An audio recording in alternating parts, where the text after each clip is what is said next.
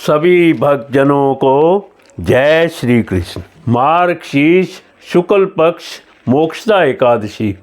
श्री कृष्ण गोविंद हरे मुरारी, हे नाथ नारायण वासुदेव। श्री कृष्ण गोविंद हरे मुरारी, हे नाथ नारायण वासुदेव। श्री युधिष्ठिर बोले कि हे भगवान श्री कृष्ण, आप सबको सुख देने वाले हैं और जगत के पति हैं, इसीलिए मैं आपको नमस्कार करता हूँ। कृपा कर मेरे एक संशय को दूर कीजिए।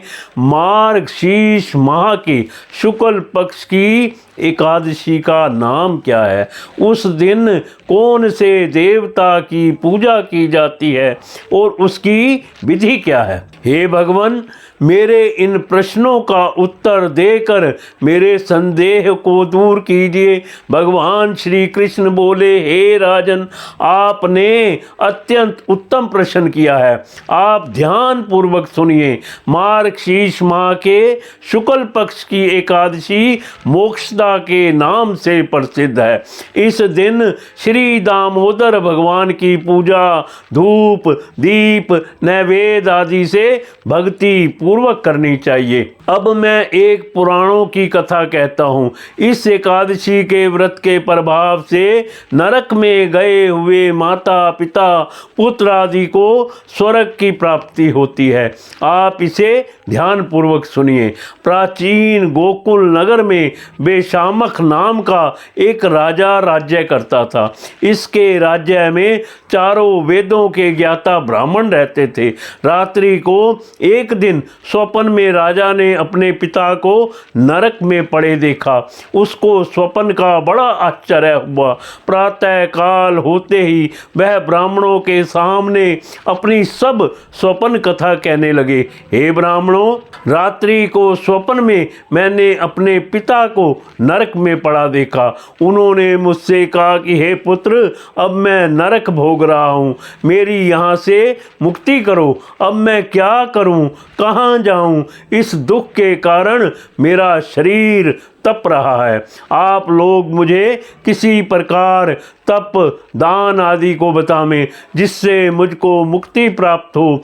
उस उत्तम पुत्र का जीना व्यर्थ है जो अपने पिता का उद्धार ना करे। राजा के ऐसे वचनों को सुनकर ब्राह्मण बोले, हे राजन, यहाँ से करीब ही वर्तमान भूत भविष्य के ज्ञाता पर्वत नाम के एक ऋषि का आश्रम है। आप यह सब बातें उनसे जाकर पूछ लीजिए, वे आपको इसकी विधि बता देंगे। राजा ऐसा सुनकर मुनि के आश्रम पर गए। उस समय चारों वेदों के ज्ञाता पर्वत मुनि दूसरे ब्राह्मणों के सामने बैठे थे।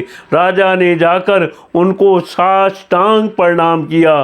पर्वत मुनि ने उससे सांगोपांग कुशल क्षेम पूछी। तब राजा बोले, हे देव ऋषि, आपकी कृपा से मेरे राज्य में सब कुशल है, परंतु मेरे मन में अशांति रहती है, उसका कुछ उपाय कीजिए।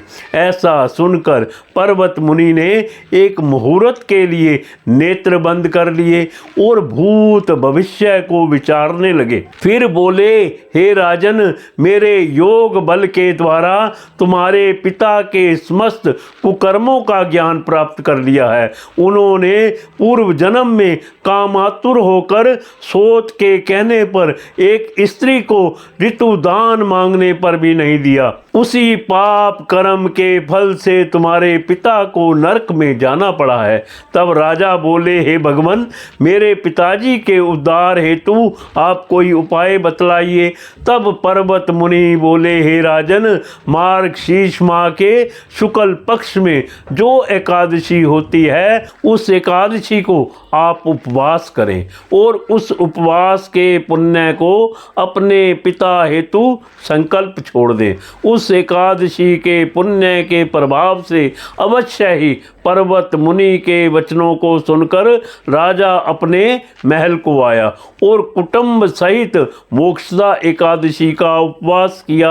उस उपवास के पुण्य को राजा ने अपने पिता को संकल्प छोड़ दिया। उस पुण्य के प्रभाव से राजा के पिता को मुक्ति मिली और स्वर्ग में जाते हुए वे अपने पुत्र से बोले, हे पुत्र, तेरा कल्याण हो। ऐसा कहकर वे स्वर्ग को चले गए। मार्गशीर्ष माह के शुक्ल पक्ष की मोक्षदा एकादशी का जो व्रत करते हैं उनके समस्त पाप नष्ट हो जाते हैं और अंत में स्वर्ग लोक को जाते हैं। इस व्रत से बढ़कर मोक्ष देने वाला दूसरा कोई भी व्रत नहीं है। इस कथा को सुनने व पढ़ने से वाजपेयी यज्ञ का फल मिलता है। कथा सार, यह कथा पिता के प्रति भक्ति और दूसरों के लिए पुण्य अर्पित करने की अनुपम गाथा है। इस एकादशी का व्रत केवल व्रत करने वाले प्राणी का ही नहीं बल्कि उसके पितरों का भी भला करता है। अपने किसी सगे सहोदर मित्र बंधु को भी इस व्रत का फल अर्पण करने से उसके भी पापों के क्लेशों का नाश हो जाता है। जो साधक माता पिता में ईश्वर को देखते हैं, भगवान विष्णु की असीम अनुकंपा से उनकी समस्त कामनाओं की सिद्धि होती है। मोक्षदा एकादशी मातम संपूर्ण। श्री कृष्ण गोविंद हरे मुरारी, हे नाथ नारायण वासुदेव।